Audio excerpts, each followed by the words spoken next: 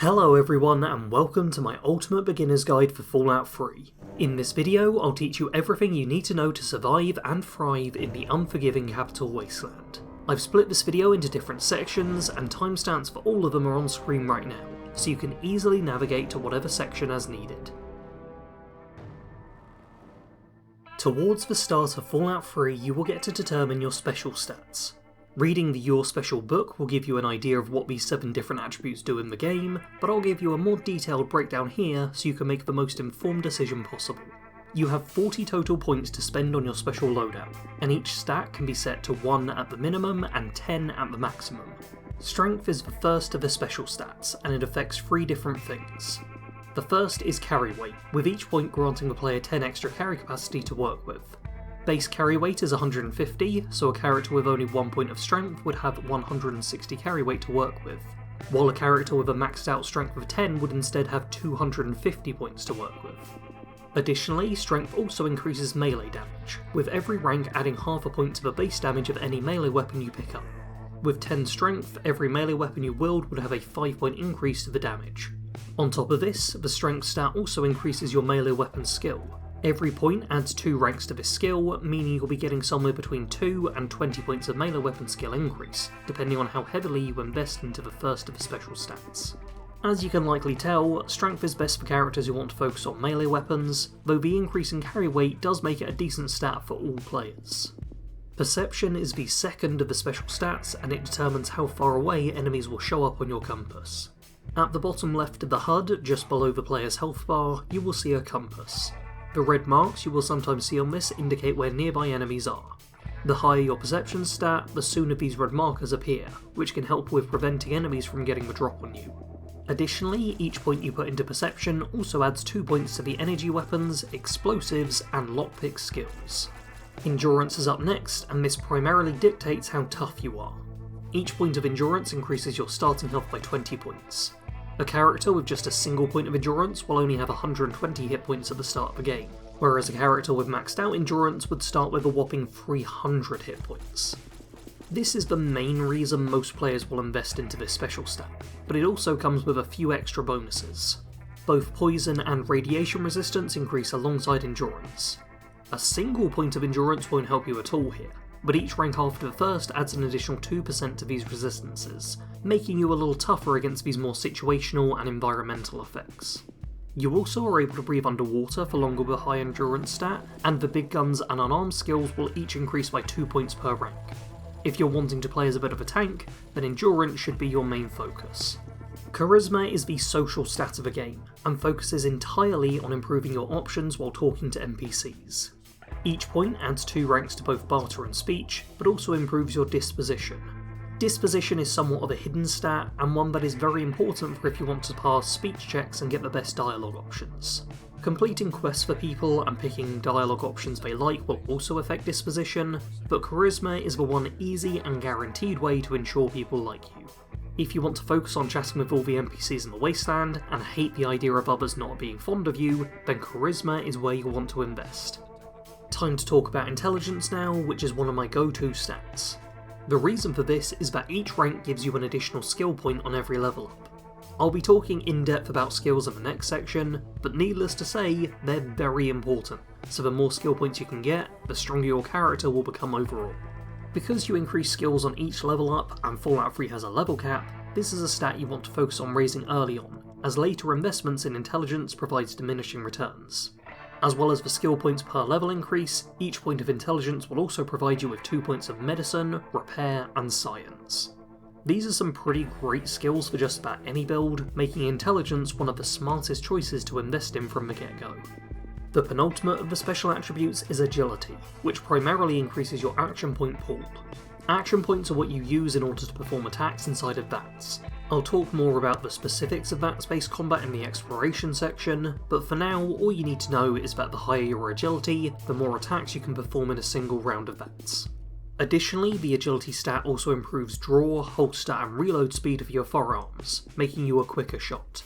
The difference here isn't anything huge, but it can have an impact in a close fight. And finally, each point of agility gives you 2 points of both small guns and sneak, both of which are favoured skills of mine.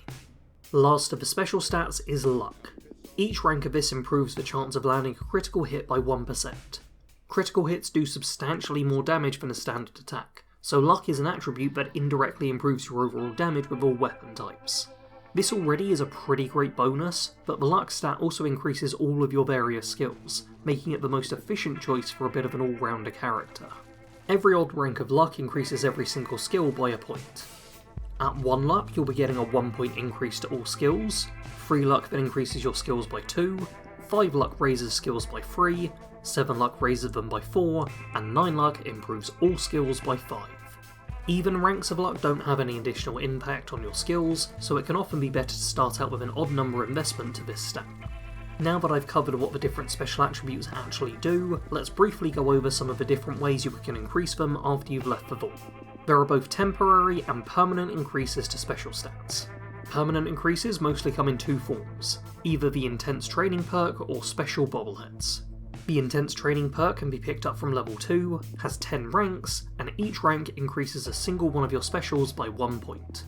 This is a pretty convenient way to modify your special stats considerably, but it will eat through your very limited perk points.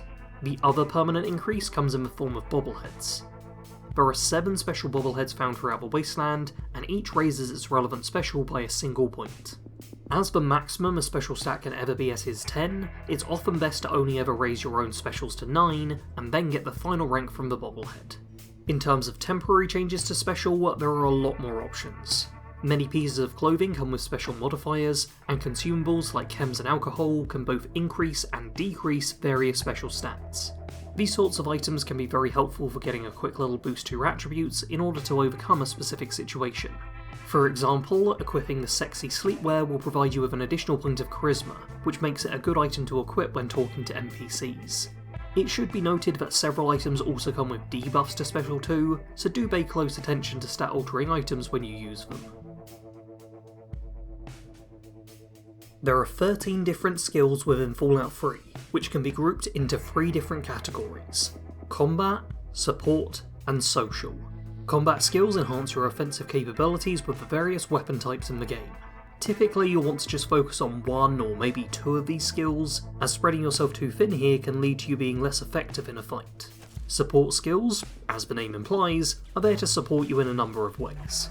From getting better loot to opening up new avenues of exploration and presenting different ways to approach a fight, these are skills that pretty much any character can make good use of. And then there's the social skills, which are all about interacting with non-player characters. They don't have any real use outside of conversations, but if you want to be a real smooth talker, then social skills should get some focus from you. The combat skills in Fallout 3 are small guns, energy weapons, big guns, explosives, melee weapons, and unarmed. I'll talk about each of these in order, and then move on to the support skills. Small guns covers the majority of firearms in the game. Increasing the skill will improve both your accuracy and damage with pistols, rifles, shotguns, and the like. These are the most common type of ranged weapons throughout the game, which makes small guns a strong choice for a primary combat skill. The energy weapon skill functions in a similar way, but covering the laser and plasma based weapons instead. These weapons tend to be quite rare in the early game, but do include some of the most powerful weapons in the late game. If you're willing to work with limited options early on, then energy weapons can prove a strong choice. Big guns cover heavy range weapons like miniguns, missile launchers, and the iconic Fat Man. These weapons are incredibly deadly, but also tend to be quite rare and tricky to keep both maintained and fed with ammo, making them a little difficult to use at times. If you're looking to deal the highest damage possible though, then there's no better choice than big guns. The explosive skill impacts your effectiveness with mines and grenades. These weapons have to be manually equipped in the same way all other weapons are, and are obviously consumed upon use, which can make them a little tricky to use regularly. Increasing the skill will improve both the range and damage of these thrown weapons however, making it easier to deal with clumps of enemies all at once. Additionally, the higher this skill, the more time you have to deal with mines that you encounter in the wasteland, making it easier to disarm them without getting yourself blown up. Melee weapons is our penultimate combat skill and determines how much damage we deal with things like knives and hammers, as well as how much damage we can reduce when blocking with them. Melee weapons can provide a very strong choice, as they don't run out of ammo and there's a wide variety of them to be found throughout the game. The one major downside of course is the lack of range, as you need to get real up close and personal to your target. The final combat skill is Unarmed, which is very similar to melee weapons. This time around though, it impacts punching weapons like the Power Fist or Spiked Knuckles. There are fewer overall weapon choices than melee has, but the Unarmed skill does also cover your bare fists, which you always have available to you, which can prove handy if you're the kind of player who either doesn't like to lug around many weapons, or who forgets to repair them.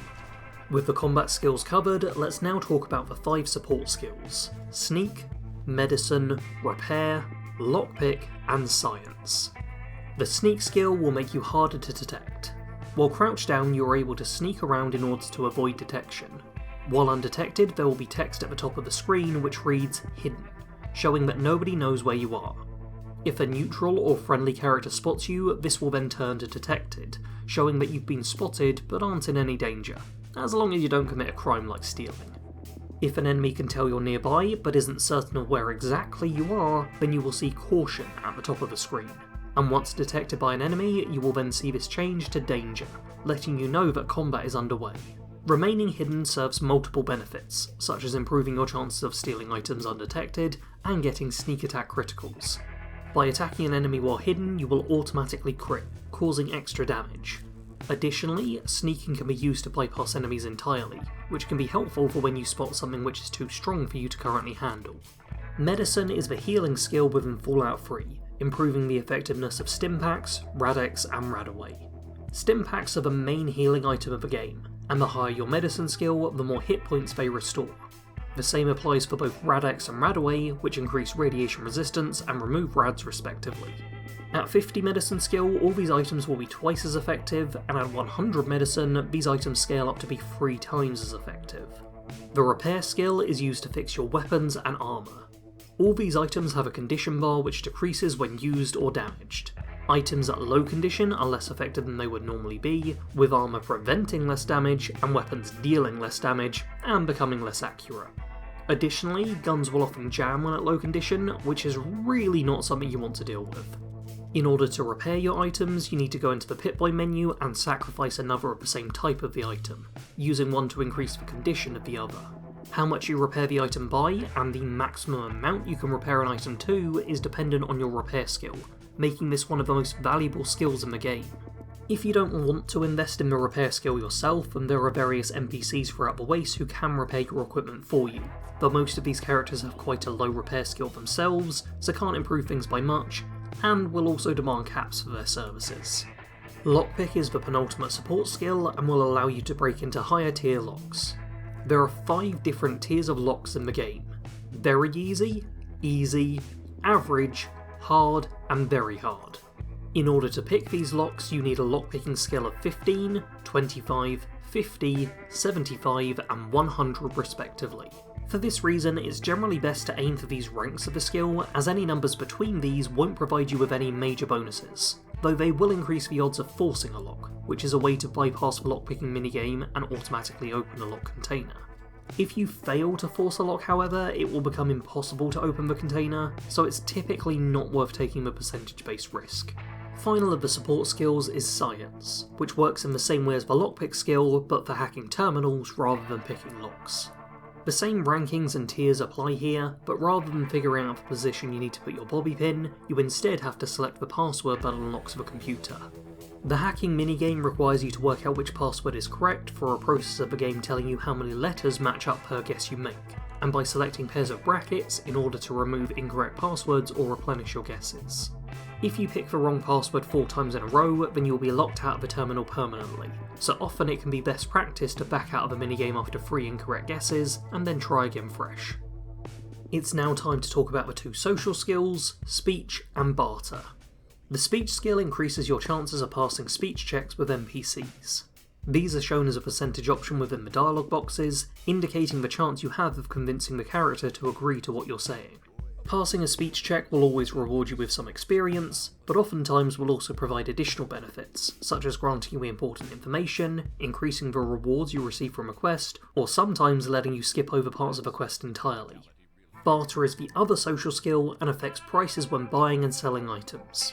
The higher your barter skill, the more caps you sell items for, and the fewer caps buying items will cost you. At a barter skill of 20, you will typically sell items for 54% of their listed value, and buy items at 146% of their value. With barter maxed out at 100, you instead sell items at 90% of their value, and buy them at 110% of what they're worth. As you can tell from this, you're pretty much always getting ripped off a bit while bartering, but the higher your barter skill, the better a deal you'll be getting. Now that I've explained what all these different skills do, let's cover how these are increased as you play. Your initial skill levels are determined by the special stats you chose towards the start of the game. During the opening of Fallout 3, while still a teenager within Vault 101, you'll be told that you need to take the GOAT, a test that all residents take to determine their role within the Vault. By completing this test, or convincing your teacher to let you skip it, you will then be presented with this screen, letting you tag 3 different skills. Doing this will increase them by 15 each, giving them a substantial boost right at the start of the game. Once you leave the Vault, you will gain enough experience to reach level 2. At this point, you will then be presented with a similar screen, one in which you increase any number of skills by 1 point at a time. How many skill points you have to distribute is determined by your intelligence, but no matter what, you will have at least 11 points to spend, allowing you to increase a single skill substantially, or raise multiple by a small amount. Every time you level up, you will once again be presented with this screen, allowing you to increase skills further as you play. Leveling up is the primary way to increase your skills, but it's not the only way. Additionally, you can gain permanent increases to your skills through finding bobbleheads or magazines. Scattered throughout the wastes is a single bobblehead for each of the skills in the game. Picking these up will increase the relevant skill by 10 points permanently, up to the maximum of 100. For this reason, you typically shouldn't raise any skill above 90 until you've found its bobblehead. Skill magazines can also permanently increase skills in much the same way. There are 25 different instances of each of the different skill magazines, and each you read will improve its skill by 1 point, or by 2 if you have picked up the Comprehension perk. Tracking down these magazines is something you'll want to do if you care about maxing out lots of skills, but with over 300 of them to collect, you probably don't want to rely on finding each and every one. As well as these permanent upgrades you can unlock, there are also a few ways to temporarily increase your skills, mostly through wearing pieces of apparel which have skill modifications listed on them. Whenever you level up, in addition to investing skill points, you also get to choose a perk. Perks provide a variety of beneficial effects to the player, but each of them has different requirements before they can be purchased. Every perk has an even level requirement, meaning you'll have access to more and more perk choices as you increase in level. Additionally, some perks have special or skill requirements. For example, the Entomologist perk requires you to have at least 4 points in intelligence and 40 points in science before it can be purchased. The majority of perks in the game only have a single rank, you purchase them, gain the effect on your character, and can't pick them again. However, some perks have multiple ranks, letting you stack their effects over and over again. Intense Training can be picked 10 times, most of the skill boosting perks can be picked 3 times, and some other perks, like Animal Friend, can be purchased multiple times and give a slightly different effect, depending on what rank you've reached in that particular perk. Fallout 3 has a level cap of 20 in the base game and 30 if you have a Broken Steel DLC. This means you can only purchase a maximum of 19 or 29 perks, so making smart choices with your picks is important. For this reason, I'd recommend avoiding the Swift Learner perk, which provides an increased XP earned, but nothing else, helping you to reach the level cap faster, but with at least one less useful perk to help you on your travels. Because of the limited number of perks you can get, I'd also recommend not investing too many perks into the skill boosting ones such as Gun Nut and Thief, and instead focus on perks which grant unique benefits to your character. If you are wanting to boost your skills through the use of a perk, then the main one you should focus on is Educated. This can be picked up at level 4, requires 4 points in intelligence, and will grant you an additional 3 skill points on every future level up. I think that's enough perk suggestion tips for me for now, though if you've got any tips for which perks new players should focus on or avoid, then feel free to leave them in the comments below. While most perks your character gains will be from leveling up, some quests provide you with a unique perk for completing them. Power Armor training is probably the most well known of these, allowing you to wear power armor.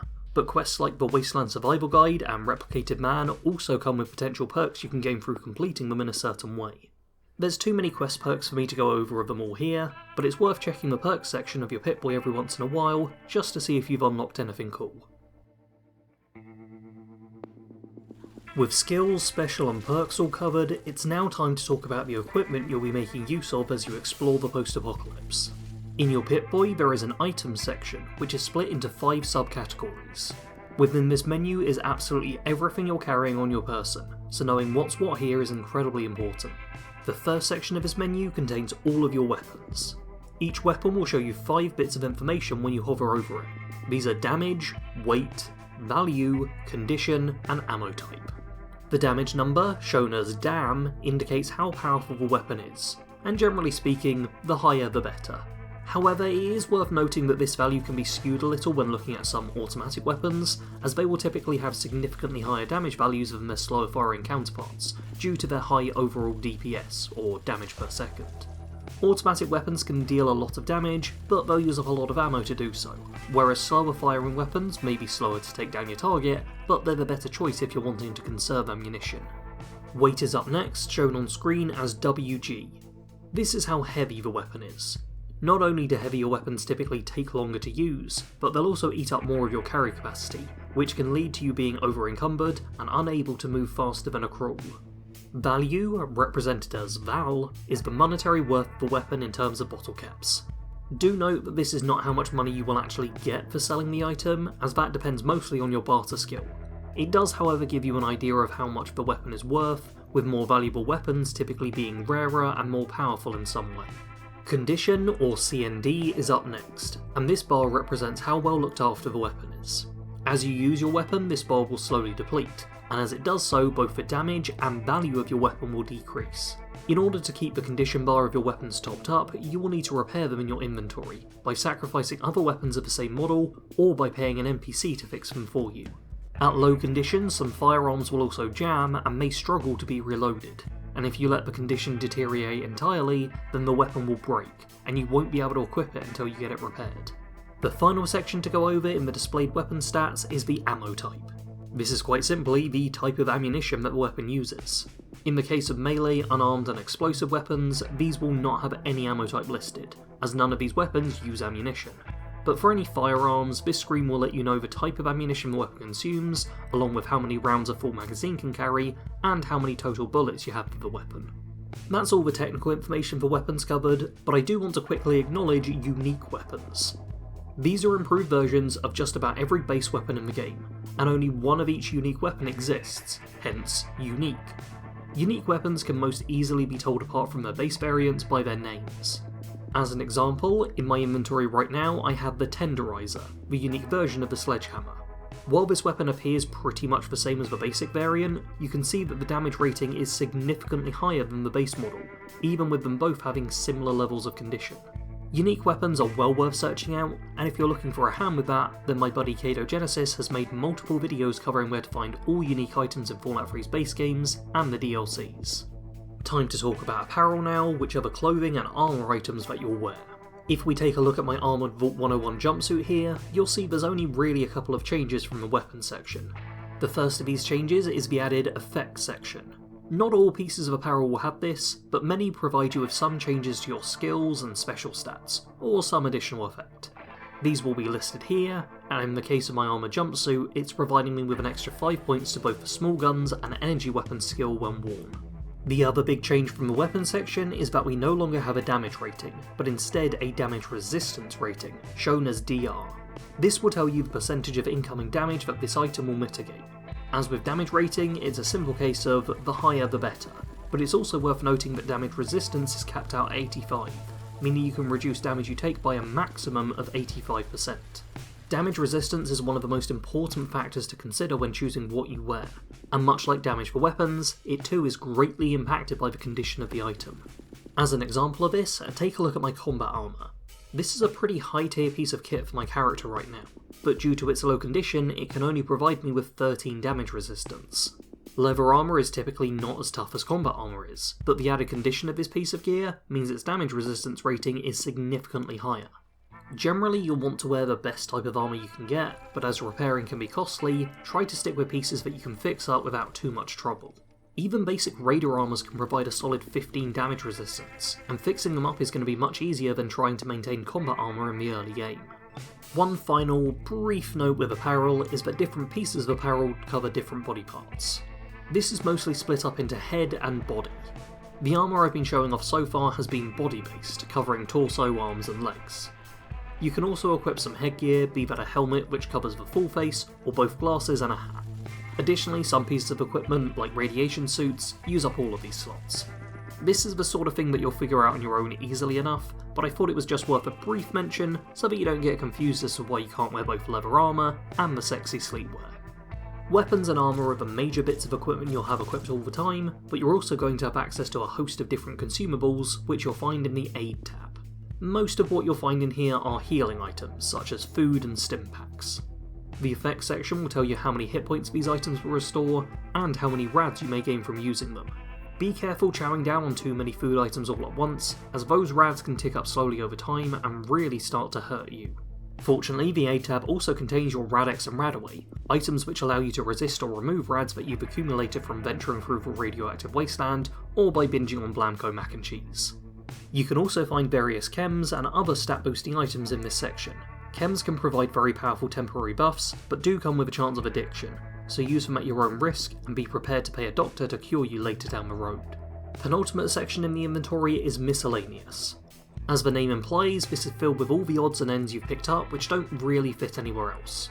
Most of the stuff that gets thrown in here is going to be junk, so dropping it or selling it is often a priority. However, custom-built weapons do require specific miscellaneous items, so if you're trying to build the shish kebab or junk jet, then this is where you'll want to check in order to keep track of what components you've got. In order to build these custom weapons, you will first need to get your hands on their schematics, often found within the inventory of various wasteland traders, and then you'll need to find a workbench to build them. Weapon crafting is somewhat niche and not something you ever really have to worry about when you play, so don't worry too much about this when out and about. Finally, we have ammo, which houses all your bullets, energy cells and long-range missiles. These are all considered weightless, so no concerns here for hidden items eating up your carry weight. Instead, this section simply serves as a place to check what different weapons you can use with reckless abandon, and which you might need to bench until you can find more bullets for them. The final proper part I want to cover in this guide is general exploration and gameplay. And to kick this section off, I'll first be covering the two parts of the Pip-Boy we haven't looked at yet: data and stats. The data section includes your quest log, showing you every mission you've picked up. You don't need to actively select a quest in order to progress it, but doing so will add a marker to both your compass and map, helping direct you on where to go next. The notes and radio section aren't typically too important, though they can sometimes provide you with helpful tips or interesting world building. The maps, on the other hand, are quite important. From the world map, you can view any locations you've discovered or heard about.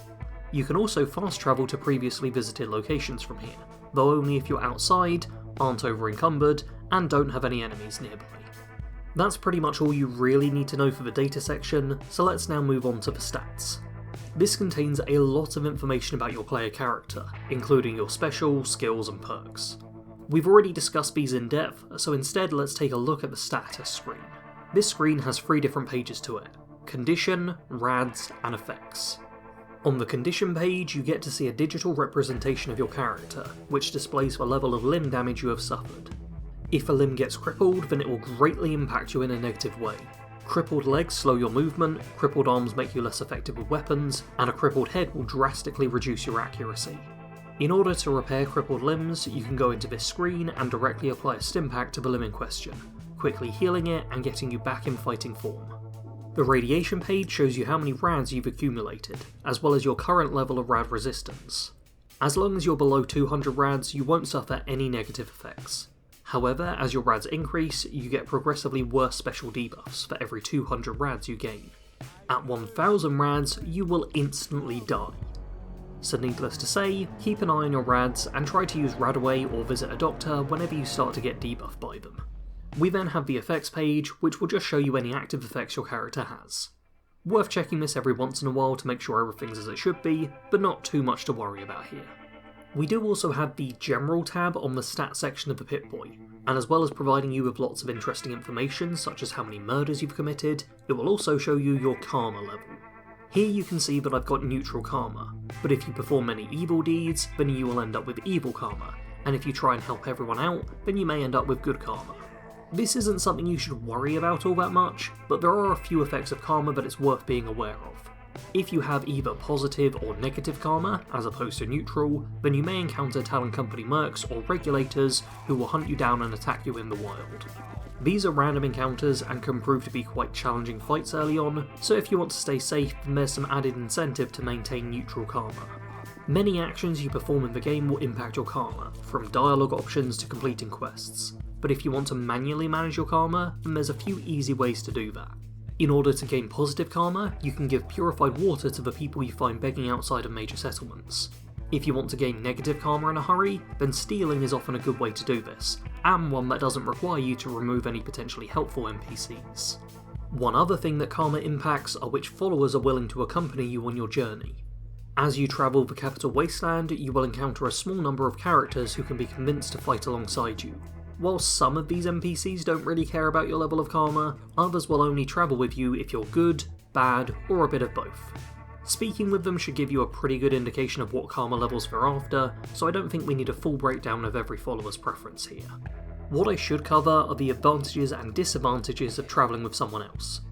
On the positive side, you will have another person who will fight enemies for you, making many difficult fights a fair sight easier, and possibly saving your life in a clutch confrontation. Additionally, followers tend to be quite good pack mules, as you can load them up with excess loot in order to save on your own carry weight.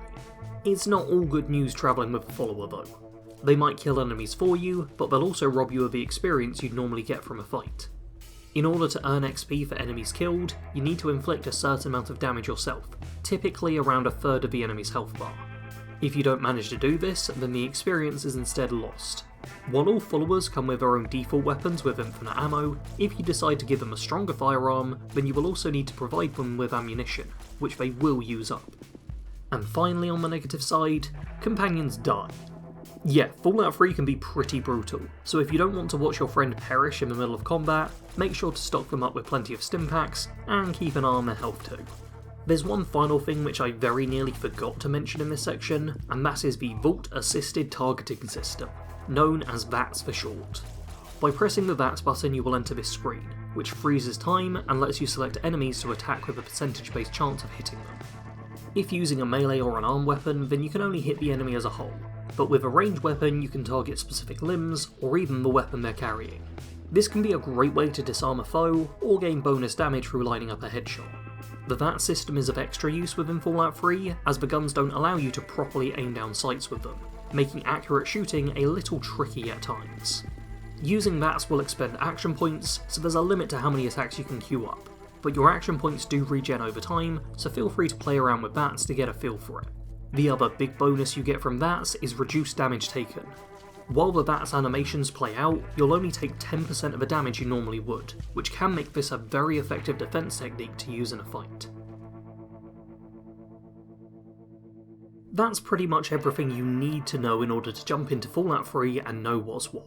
But I do want to finish by giving you all some extra bits of advice that don't quite fit in anywhere else, as this is one of my favourite games of all time, and I want to ensure that you have a blast playing it. So let's now go over Sarge's tips and tricks for Fallout 3.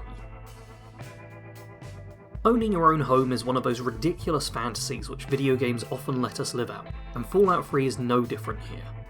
By heading to Megaton, which is conveniently just ahead of you when you first leave the vault, you will be able to inquire about the nuclear warhead at the centre of the town. Doing so will start the Power of Atom quest, and by completing this quest pretty much however you see fit, you should end up with your own player home. Your house serves as a safe haven where you can chat with your robot butler, rest in an own bed, and store away all your precious loot without fear of losing it. Now that you've got yourself a home, you can sleep in your own bed whenever you see fit. Sleeping in a bed not only fully restores your hit points, but also heals all crippled limbs, and, if you own the bed you sleep in, provides you with the well-rested effect, granting an extra 10% XP for the next several in-game hours. I feel like I shouldn't have to say this, but don't drink out of a toilet bowl. Look, I get it, the wasteland is a dangerous place, and sometimes you have to get healing wherever you can find it. Bathrooms can be a good place to heal up without having to use your consumables, but make sure to drink from the sink rather than the place where people pee, as you'll get more health and fewer rats. After playing for a while, you'll no doubt settle into a certain look for your character, sticking with the armour you like best. But don't forget that several pieces of apparel, especially those you can pick up at the very start of a game, come with skill or special boosts that can prove incredibly helpful. As an example, whenever I want to repair my gear, I make sure to first equip the Vault Utility Jumpsuit, which gives me an extra 5 points of repair, ensuring my weapons are in the best condition they can be. Carrying a few different light clothing options just for the skill boost they provide can often prove immensely valuable. In the middle of a fight, you don't want to have to waste time reloading, but if you have hotkeyed multiple weapons, you do this on PC by holding down the number and then clicking the weapon in your inventory, then you can freely switch between them, and they'll instantly reload themselves when stashed away. If you aren't able to hotkey the weapons you want, you can still manually switch from the items menu, and this will also work, saving you from having to reload while a Mirelurk tries to snip your head off. One favourite tactic of Bethesda games players is to manually pick up and carry objects from stalls into a dark corner, and then steal them here where nobody can see you. This can be a very good way to get yourself some good loot early on, providing you've got the patience to move everything, and you can check what the default button is to actually pick things up. I think it's Z on PC, but I'm honestly not sure if I rebound that at some point. My final tip comes in the form of something I do whenever I'm looting in a game with a carry weight limit. Check the weight to value ratio.